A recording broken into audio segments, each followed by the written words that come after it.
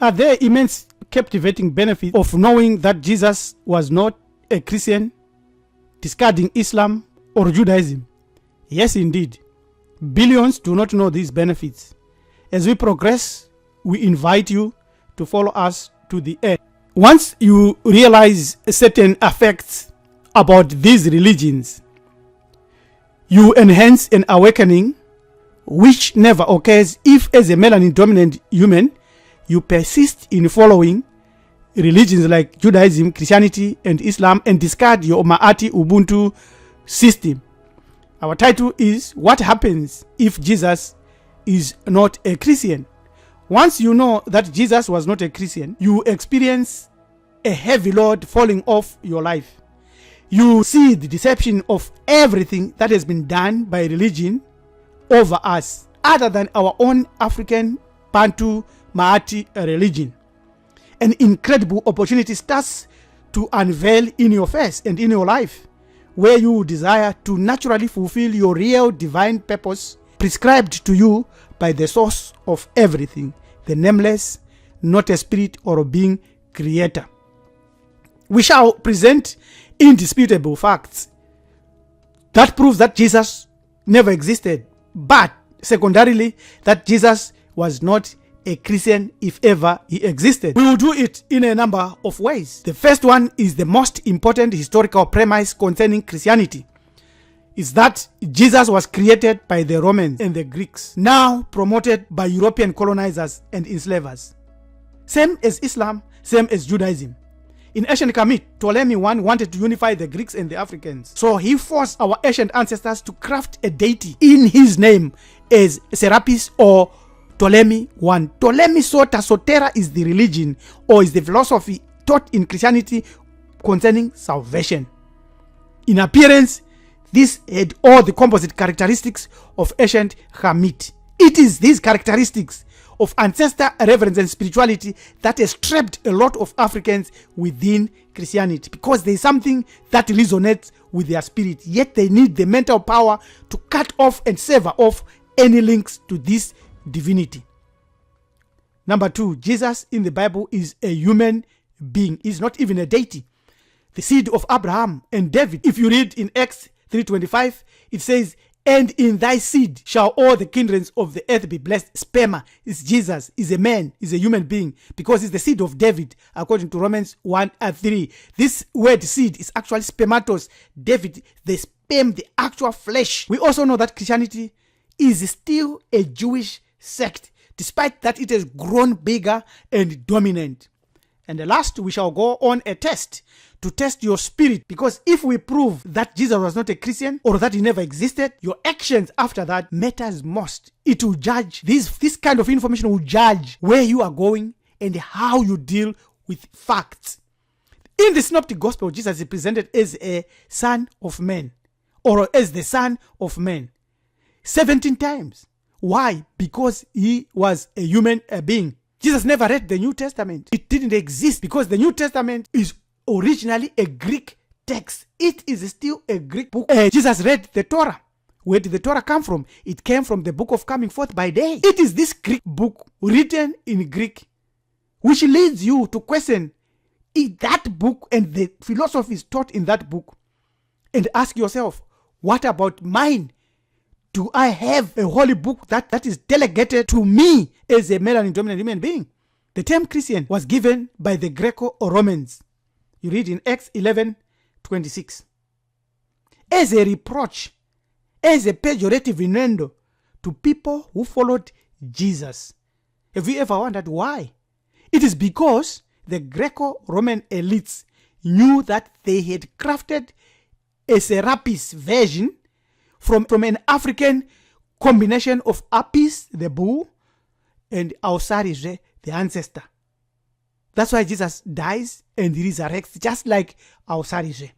So, we have seen that the Council of Nicaea created and embellished Jesus and put him on a pedestal as a conquering divinity all over the earth. But we know that Jesus is a fictitious character that was invented by the Romans in the 1st century and the Greek elites 300 years before the 1st century. That's why they laugh at you. That's why they gave them the name Christian as a pejorative tag.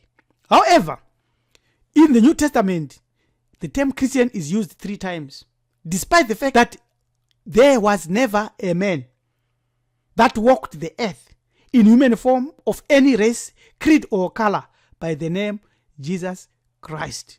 Read this book, The Historical Origins of Christianity by Dr. Walter Williams.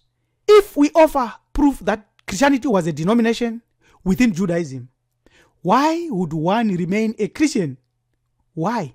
Because of mind programming by repetition and imagination and fear, as well as by conversion, being born again, being changed. Your mind has been changed into that of a citizen of Rome.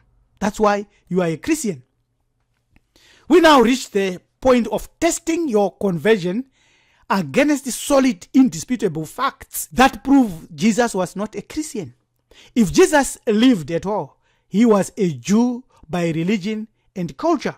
He kept the Sabbath, he was circumcised, and he kept the festivals. Jesus kept the Sabbath. If you read Luke 4:16, it says, and as his custom was, he went into the synagogue on the Sabbath day, not Sunday, not Monday, not Friday, and stood up to read what? The Torah, not the New Testament or the Quran, but the Torah. We also know that Jesus was circumcised. You read Luke 2:21 to 39. Why? Because this culture that was used to build the New Testament came from ancient Africa, from Kemet, where male circumcision is paramount. This is the reason why Christians are forbidden by Rome from being circumcised and cheated out of circumcision. The New Testament has many Jesuses. One of them is the Jewish one, despite the fact that Christians follow the one that Rome wants them to follow.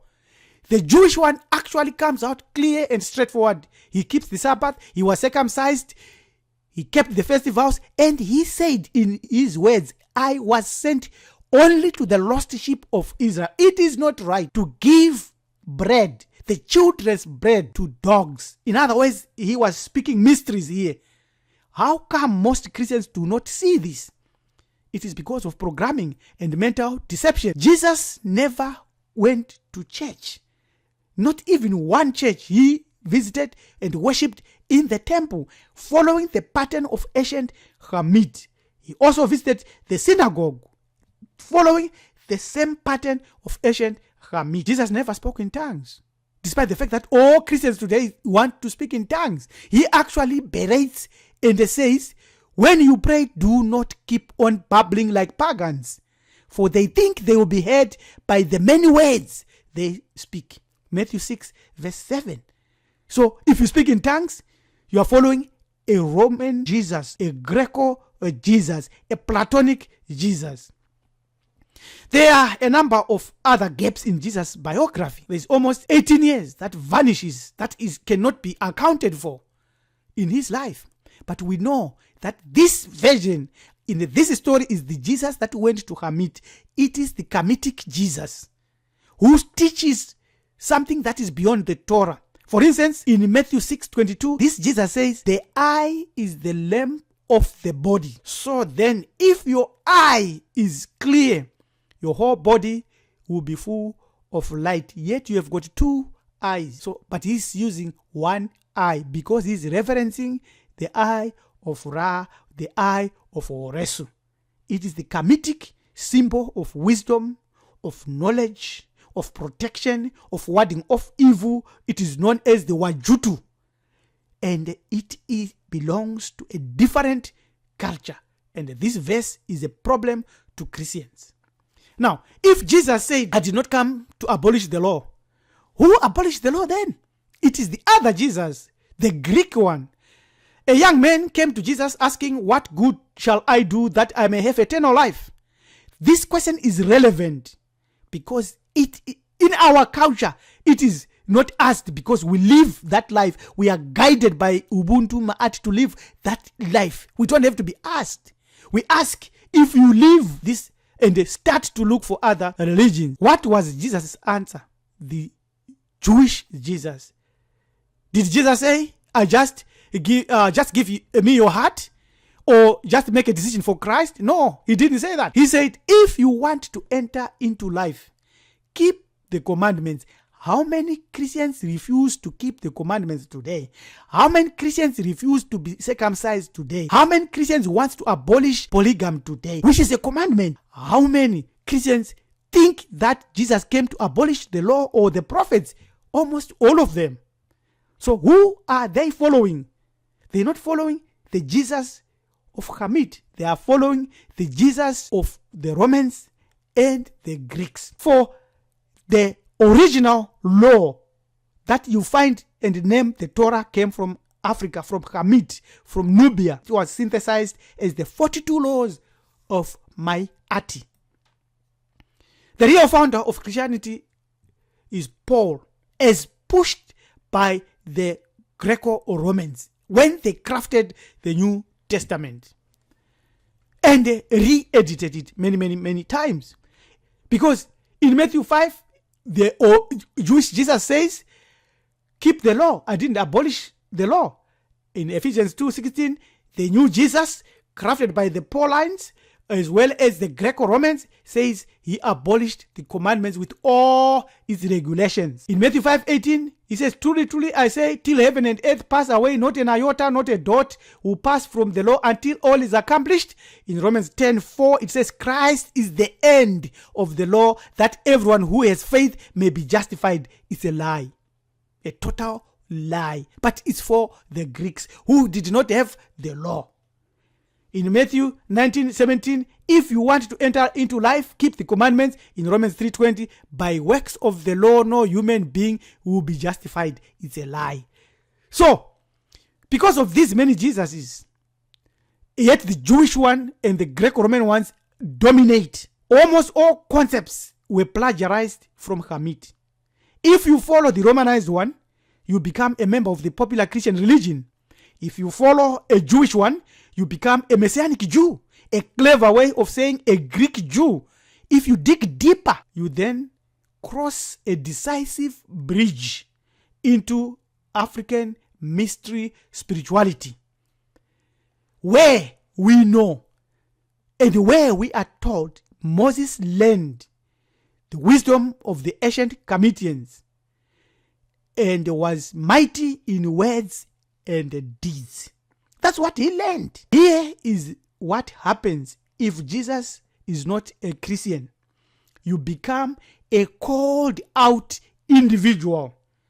You learn your ancestral mysteries. All these facts will lead you to a crucial choice, which Jesus to follow. I suggest none of these Jesuses.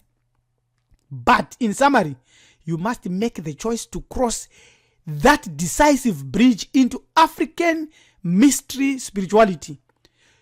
This will allow you to live as a true melanin dominant human spiritually and physically. What are your benefits?